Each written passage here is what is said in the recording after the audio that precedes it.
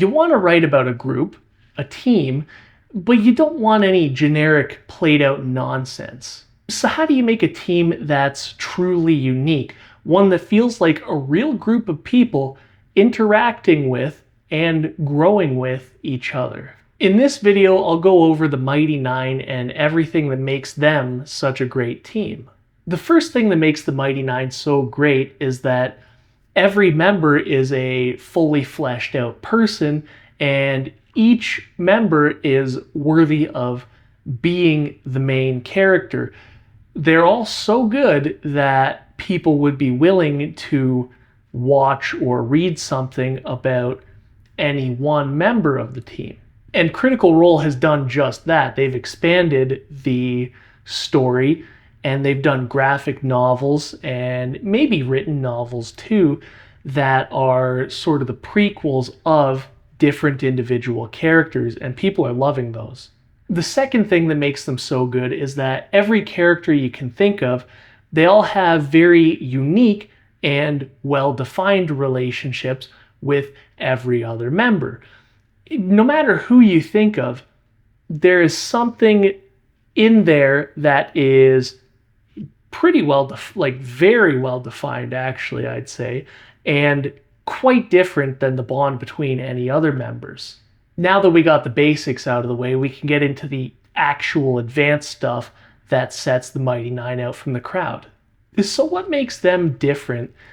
One of the things is that the Mighty Nein is actually made out of little subgroups, right? We got Caleb and Knot, we got Ford and Jester, we've got Molly and Yasha, and then there's Bo, who's sort of like a lone agent kind of floating around.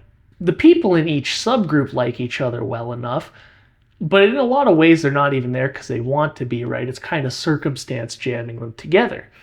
The thing that's certain, though, is when you zoom out to the bigger picture of the Mighty Nein and you consider the subgroups interacting with other subgroups, most of them don't even really like each other. Pretty much every member except for Jester ends up having problems with the rest of the group. All of them are very selfish and end up doing things that actively cause problems with and for other members of the group that then need to be solved.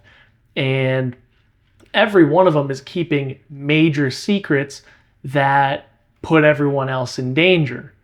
And yet, in a bout of sort of hypocrisy, they all get angry at everyone else for keeping secrets and being a threat to the group while actively keeping their own secrets that are dangerous for the group. Pretty much every member threatens another at some point, and each of the subgroups give very heavy consideration to just straight up leaving and never coming back. The problem is that for the most part, they're stuck with each other, and by the time they're not stuck with each other, they're sort of begrudgingly invested in these relationships and these other people. Something to consider that really makes them unique is that these characters are at best anti-heroes, and they probably don't even qualify as that for a lot of the time. If you look at it objectively, they would genuinely suck to be around. Like, they're not good people.